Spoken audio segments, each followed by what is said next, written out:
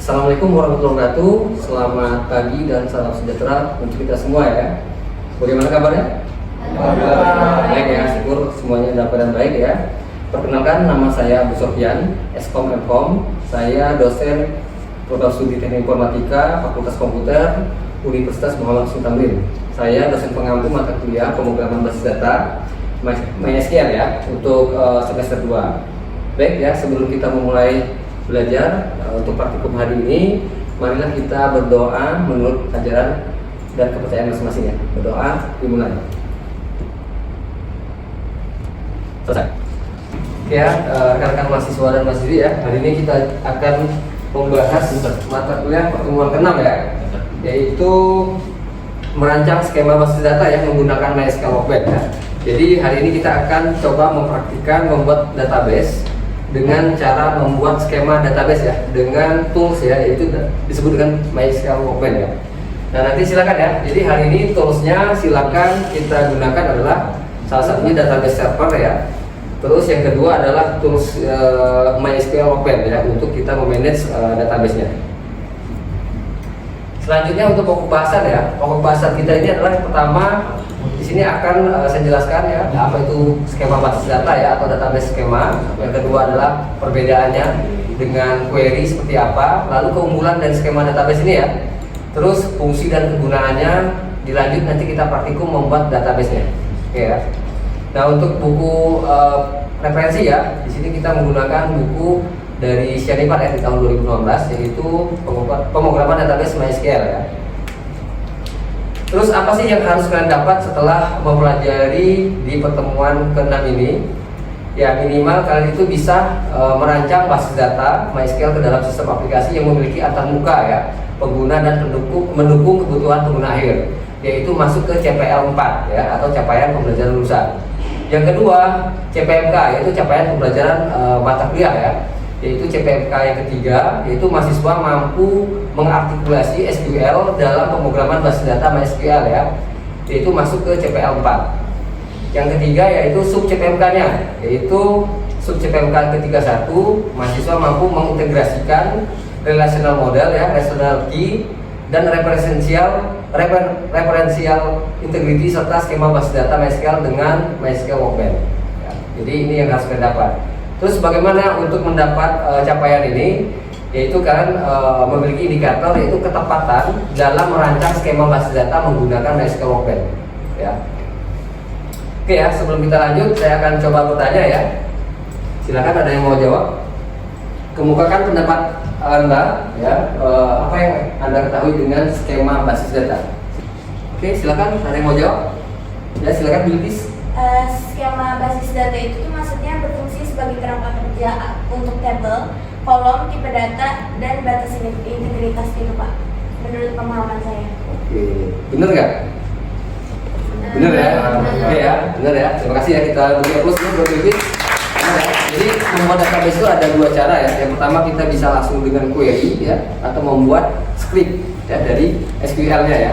Nah yang kedua kita bisa menggunakan dengan membuat dengan skema ya. Skema ini mempermudah kita tanpa harus ngetik dengan query ya. Kita hanya membuat skema itu dalam bentuk table ya. Table itu, nah kelebihan dengan skema table ini atau skema dengan MySQL Workbench, kita bisa merubah ya table-table ini menjadi query. Jadi mempermudah kita ya, atau mempermudah developer dalam merancang database ya. Artinya kita bisa dengan table-table yang sudah direlasikan ini bisa kita ubah menjadi query ya, tanpa harus mengetik ulang query-nya ya, yaitu dengan forward engineering. Oke ya, terima kasih ya. Kita lanjut. Nah di sini saya akan menjelaskan sedikit pengertian skema basis data ya. Tadi sudah dijelaskan juga oleh Bilqis, sudah betul ya. Jadi intinya ada seperti cetak biru ya, atau struktur dari database ya. Kita membuatkan seperti ada table ya, kolom, ada tipe datanya ya, atau field. Terus nanti ada tipe datanya juga, lalu ada constraint-nya ya. Misal constraint-nya adalah misalnya ada primary key ya, terus ada apa lagi? Foreign key, apa lagi? Ada auto increment dan sebagainya ya, not null ya, terus unique ya. Lalu ada relasinya. Nah selanjutnya analoginya ya, jadi skema basis data itu mirip rumah ya, denah rumah didefinisikan berapa jumlah kamar ya. Jadi satu rumah itu berapa kamar, terus ukurannya berapa, tata letak pintu dan jendelanya seperti apa ya. Nah ini data itu dalamnya adalah penghuninya. Nah itu ya, jadi skema masa data itu seperti rumah ya analoginya ya. Tapi datanya yang mana nih? Orangnya. Ya, jadi kita bikin kerangkanya dahulu, nanti datanya seperti apa ya. Oke ya, selanjutnya adalah di dalam perancangan data skema itu ada 3 tahapan ya sebenarnya, secara konseptual, logikal, dan fisikal ya. Nah hari ini kita akan coba membuat skema database ini ya dari tahapan konseptual, logikal, dan fisikal. Karena minggu lalu kita sudah belajar secara konseptual dan logikal ya, hari ini kita akan membuat secara fisikal. Nah fisikal ini adalah skema yang sudah komplit ya, artinya saat kita buat skema sudah bisa menjadi query secara otomatis gitu ya. Terus yang kedua, perbedaan skema basis data dengan query ya. Nah tadi udah jelas ya, kalau skema itu kita merancang dengan table ya, dengan tabel, dengan relasinya secara langsung, membuat dengan diagram. Sedangkan query kita membuat scriptnya ya, scriptnya itu diketik satu persatu menjadi database ya. Apakah dinamis Pak untuk skema basis data? Ada yang bilang statis Pak, tidak ya. Jadi dengan tools misal Workbench ini kita bisa menjadikannya dinamis ya. Jadi bisa kita klik dan isi langsung data-datanya ya. Terus keunggulan ya, pasti unggul ya skema basis data ini ya. Di antaranya integritas datanya, inconsistency datanya itu minim ya. Artinya kita bisa menyeting data itu secara konsisten ya, atau secara integriti yang benar ya, lalu mencegah redundant ya. Yang ketiga, efisiensi performa, artinya kalau kita membuat query dari awal itu kan butuh waktu ya mengetik query-nya. Kalau dengan skema ini kita cukup membuat tabel-tabel tadi ya, atau diagram dari skemanya tadi ya. Lalu keamanannya juga ya lebih terkontrol ya. Jadi dengan tampilan gambar visual dari skema ini kita udah memahami seorang developer bahwa data di dalam sistem atau aplikasi tersebut apa aja sih gitu ya. Terus kemudahan scaling dan maintenance ya. Jadi kalau kita mau update ya, mau perbaikan, itu kita tinggal lihat tabel yang mana nih yang mau kita update ya, mau kita ubah ya. Jadi lebih cepat ya. Ini kelebihannya. Lalu fungsi dan kegunaannya ya, jelas ya. Kalau fungsi secara umum ya, sebenarnya skema basis data ini kita membuat sistem ya, di dalamnya ada database. Biasa kita dengan query. Nah di sini kita cukup menggunakan dengan pembuatan skema basis datanya ya. Contohnya sebagai developer ya, kita itu cukup menggambarkan skema ini ya, tabel per tabelnya, diagramnya ini. Nah nanti bisa kita ubah menjadi database secara query-nya atau SQL-nya, lebih cepat ya. Nah ini fungsi dan kegunaan. Yang kedua apa? Yang terpenting adalah untuk mendokumentasikannya ya, mendokumentasikan kira-kira di dalam sistem datanya apa aja. Nah dengan adanya skema kita secara visual sudah bisa melihat ya. Terus standarisasi integrasi sistem ya, sama ya. Jadi tetap bisa diintegrasikan ke dalam sistem ya. Terus dokumentasi yang tadi sudah saya jelaskan ya, artinya kita sebagai developer, pengembang sistem ataupun aplikasi, minimal kalian punya dokumentasi apa yang kalian buat tadi. Saya mau membuat sebuah sistem informasi perpustakaan. Di situ ada data ya, data yang kita buat dengan skema itu akan memudahkan kita mendokumentasikannya. Jadi kira-kira data apa saja yang ada di dalam sistem perpustakaan. Dengan melihat view atau dari objek dari skemanya, kita sudah mengetahui kira-kira di dalam sistem perpustakaan ini isi datanya apa aja. Itu ya kelebihannya. Oke ya, selanjutnya kita akan coba praktikum membuat skema basis data ya. Silakan dibukakan atau diaktifkan database servernya beserta tools MySQL Open ya. Mari kita lanjut ke praktikum. Oke ya, kita lanjut ke praktikum pembuatan skema basis data ya dengan MySQL Open ya. Silakan ya rekan-rekan mahasiswa dan mahasiswi diaktifkan database server beserta dengan MySQL Open-nya ya. Nah, di sini saya sudah mengaktifkan database servernya ya. Kita menggunakan MySQL ya untuk database-nya dengan SAM untuk database servernya. Lalu kalau sudah diaktifkan untuk MySQL-nya ya, Lalu silakan dinyalakan atau diaktifkan tools workbench-nya ya. Nah, apabila belum membuat koneksi ya, silakan dibuatkan koneksi ya. Kemarin sudah pernah dibuat ya, maka di sini saya kasih contoh sudah membuatkan koneksi antara database server dengan MySQL Workbench ya. Di sini saya gunakan koneksi yang ini. Tinggal double klik ya. Nah, udah tampil ya. Kita lihat di sini di session, artinya sudah terkoneksi antara database dengan Workbench-nya. Oke ya, selanjutnya di sini kita akan coba praktiknya. Ada sebuah studi kasus ya, yaitu perusahaan penyewaan kendaraan bernama Maju Jaya Rental ingin dibuatkan sebuah sistem informasi penyewaan kendaraan. Udah kebayang ya, kita ingin membuat sebuah sistem informasi penyewaan kendaraan ya. Lalu perusahaan ini membutuhkan sistem basis data yang terintegrasi ya, berarti dia berelasi ya. Dalam contoh kasus ini diberikan basis data untuk mengelola transaksi operasional harian mereka. Dalam sistem ini informasi penyewa dicatat ke dalam tabel pelanggan. Udah kelihatan ya, berarti kira-kira di dalam database kendaraan ini ada tabel apa tadi? Pelanggan ya, berarti udah kelihatan ya. Lalu bisa menyimpan data dengan atribut, misalnya di sini ada ID pelanggan ya, nama pelanggan dan alamat. Nah, ini berarti sudah kebayang ya bahwa kita membuat field atau atribut ya. Berarti ada 3 ya. Jadi ada satu buat tabel pelanggan, di dalamnya ada 3 field ya atau atribut ya. Selanjutnya, setiap armada kendaraan yang disewakan didata pada tabel kendaraan. Kira-kira apa nih? Tabel apa? Tabel kendaraan ya. Berarti sudah ada 2 ya.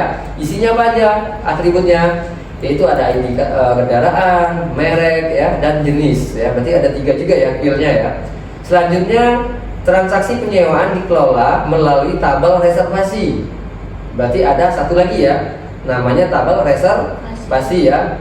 Terdiri dari apa? Di situ ada untuk mencatat tanggal peminjaman ya, berarti tanggal reservasi dan tanggal selesai. Selanjutnya ada juga ya ID reservasi, berarti ada 3 atribut juga ya. Nah, untuk itu di mana tabel reservasi ini bertindak sebagai tabel relasi, nah, yang menghubungkan antara pelanggan dan kendaraan. Udah kebayang ya? Tabelnya ada 3 ya. Berarti dia berrelasi dari pelanggan ke reservasi, dari kendaraan ke reservasi. Udah kebayang ya? Lalu catatannya adalah pada perancangan skema rasional nyata ya diagramnya dengan database skema ini, tabel reservasi biasanya memerlukan atribut foreign key. Foreign key sudah tahu ya, yaitu kandidat primary key ya, yang ada dari tabel relasinya dimasukkan ke dalam tabel dia disebut dengan foreign key ya. Nah, selanjutnya adalah berdasarkan contoh kasus di atas, buatlah skema basis data ER modeling ya menggunakan MySQL Workbench ya, yang terdiri dari satu database dengan 3 buah tabel beserta atribut yang sudah didefinisikan sebelumnya tadi ya. Dan di sini kita sudah siapkan ya. Coba silakan ya dibuatkan ya. Kita buat namanya database-nya adalah db_rental ya. Jadi nggak boleh spasi ya. Lalu tabelnya ada 3 ya. Yang pertama tabel pelanggan, kita kasih nama TB pelanggan. Yang ketiga TB kendaraan, yaitu tabel kendaraan. Yang keempat adalah TB reservasi ya, yaitu tabel reservasi ya. Nah, silakan ya, coba bagaimana cara membuatnya. Kita masuk ke MySQL Workbench ya, sudah kelihatan ya. Sudah terbuka atau aktif untuk MySQL Workbench ya? Oke ya, silakan klik menu file di pojok kiri atas, lalu pilih new model. Oke. Nah, apabila kita sudah membuat new model, silakan kalian klik atau double klik pada icon MyDB ini ya, atau simbol drum. Nah, lanjut kasih nama, misalnya MyDB underscore kendaraanku misalnya ya. MyDB underscore kendaraanku misalnya ya. Kita klik button rename and reference ya, lalu klik OK. Lalu jangan lupa disimpan ya, klik save ya, ada icon save di bawah menu bar. Kasih nama yang sama aja ya, kasih nama yang sama. klik save ya, langsung saja ya. Di sini akan tersimpan dalam bentuk format Workbench ya atau MWB, bukan query ya. Nah ini kelebihan kita membuat dengan skema. Nah apabila sudah tersimpan, silakan klik icon add diagram ya di atas MyDB kendaraan U1 ya. Double klik saja. Kita sudah masuk ke laman untuk membuat skema dari tabel-tabelnya ya. Ini ya, udah kelihatan ya. Nah ini sudah ada lamannya. Nanti silakan ya, yang icon sebelah kiri cari icon tabel ya untuk menambahkan tabel-tabel dari 3 tabel tadi ya. Di situ ikonnya seperti ini ya, seperti tabel. Namanya please new table ya. Klik saja, lalu klik di dalam jendela kerjanya ya. Double klik tabelnya. Silakan kalian isi nama tabel atau tabel name-nya ya. Tadi kita tabel name-nya adalah TB pelanggan ya. Kita copy aja. Terus yang kedua adalah atributnya ya. Ada ID pelanggan, integer ya, not null, primary key ya. Ingat ya, primary key ini ya. PK itu primary key, not null, nggak boleh kosong. Yang kedua nama pelanggan ya. Nama pelanggan, double klik saja. Tipe datanya varchar aja ya, variable karakter sebanyak 45 length-nya ya, itu not null. Yang ketiga alamat ya. Alamat varchar saja ya, not null. Nah kalau sudah, klik aja close nih ya. Nah ini sudah jadi ya, udah kelihatan ya. Yang kedua, tabel apa? Kendaraan ya. Double klik lagi. Namanya tabel kendaraan, itu TB kendaraan ya. Lalu atributnya ada 3 juga. ID kendaraan, merek ya. Terus tipenya adalah primary key dan not null ya. Terus ada merek ya. Merek itu kita kasih varchar 45 aja ya range-nya. Lalu jenis ya, jenisnya varchar juga ya. Nah ini sudah ada ya 3 buah atribut dari tabel kendaraan ya. Nah yang terakhir apa? Tabel reservasi ya. Nah tinggal kita tambahkan saja tabel reservasinya. Klik lagi untuk tabelnya, double klik, silakan dimasukin ya. Tabel reservasi, ID reservasi,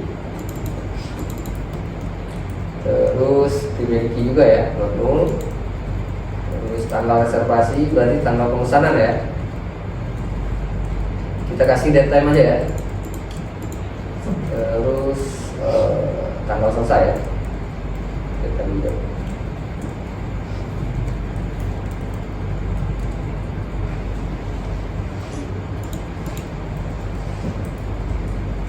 Oke ya.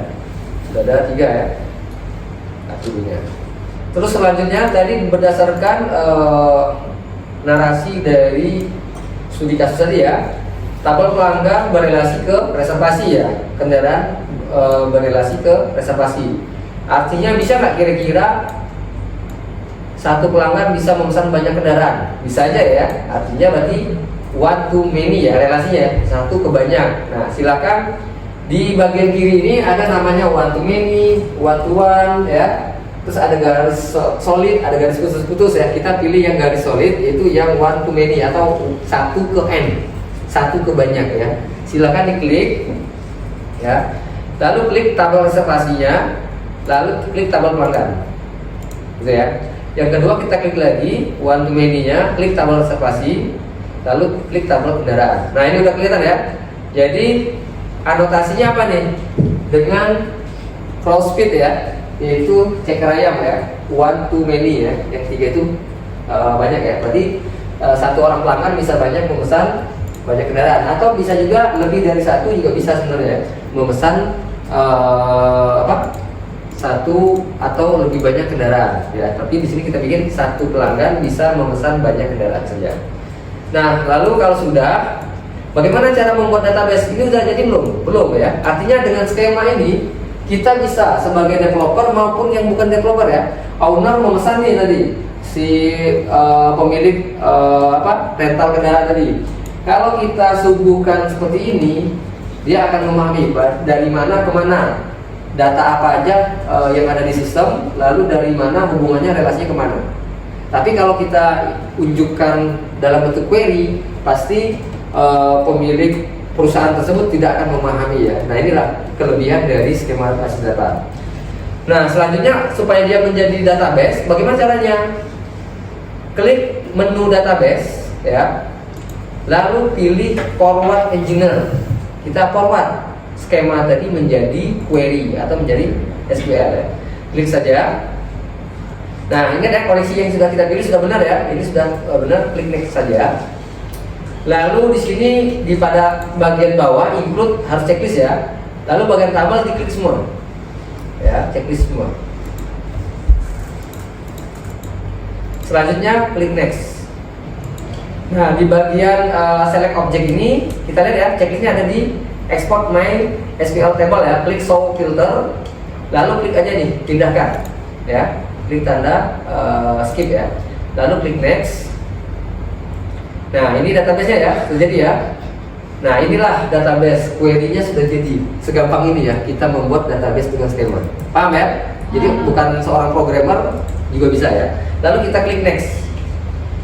Nah harus ada checklist seperti ini ya, hijau semua dan berarti sukses ya. Terus gimana kita cara melihatnya database? Ya silakan dibuka dulu ya. Saya di sini pakai komen aja ya.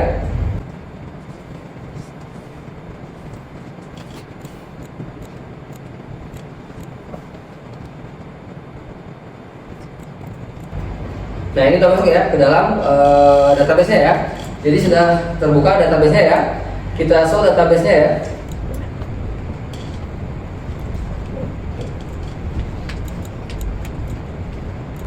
Nah ini ya. Nah kita lihat tadi nama skemanya tadi apa? Kita lihat ya. Nama skemanya tadi apa? MyDB kendaraan 2 ya. Kita cek MyDB kendaraan 1. Sudah ada ya? Di sini ya, sudah terlihat ya. Kita coba use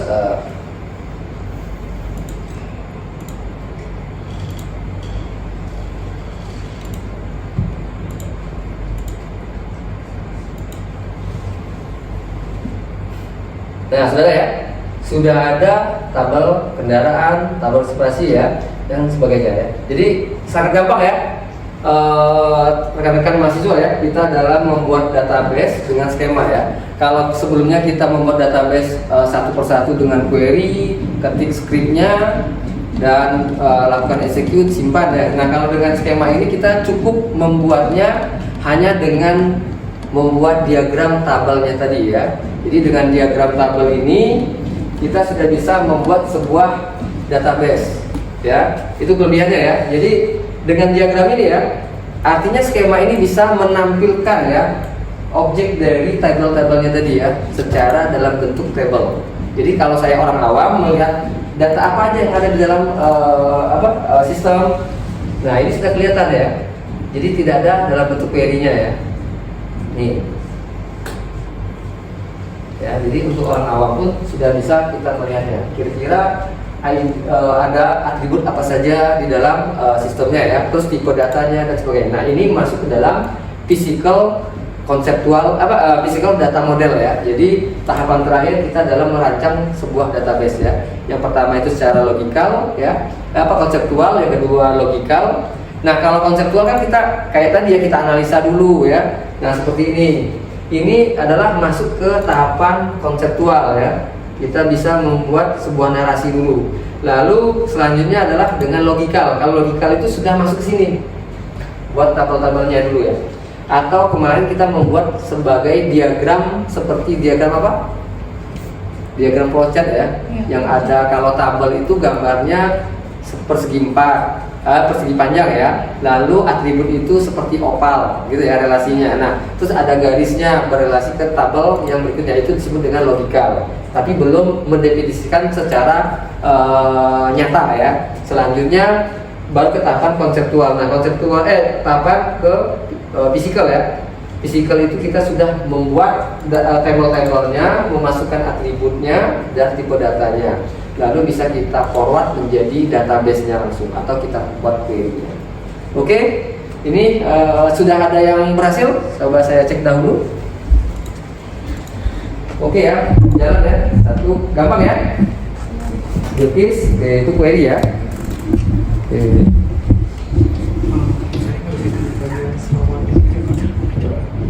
Oke, ya, udah bisa ya. Nah ini ya kelebihan dari kita membuat database secara dengan physical data model ya, atau dengan membuat diagram skemanya. Oke ya, baik semuanya ya. Terkait praktikum tadi ya, yang cukup gampang ya atau mudah. Apakah ada yang ingin bertanya? Silakan. Ya, silakan Marisa. Nah, Pak, jadi dari contoh kasus yang Bapak buat tadi, itu tuh masuknya ke skema yang mana ya? Apakah ke skema konseptual, skema logikal, atau skema fisikal? Oke ya, terima kasih Marisa ya. Jadi yang kita praktikkan barusan adalah salah satu contoh kita membuat skema basis data, yaitu pada tahapan fisikal ya, tahapan akhir ya.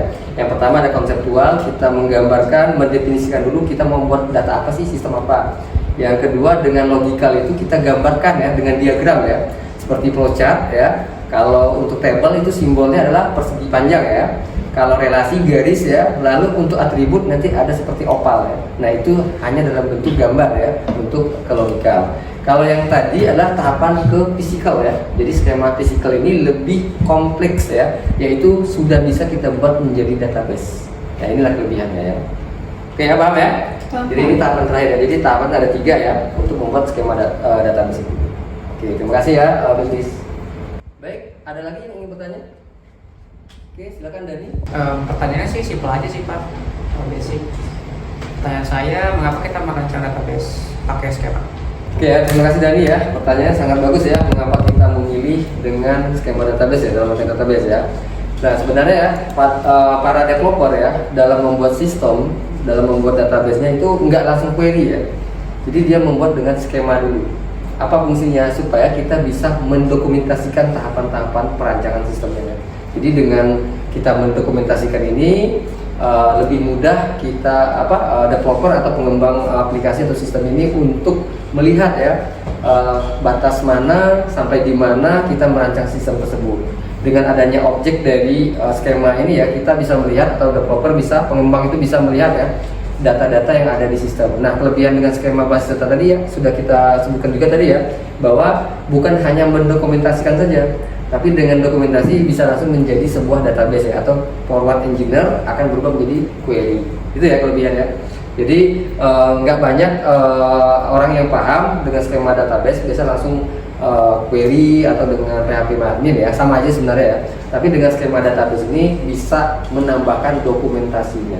Kenapa? Seandainya saya developer ya, saya punya tim pengembang sistem, salah satunya adalah pengembang database-nya.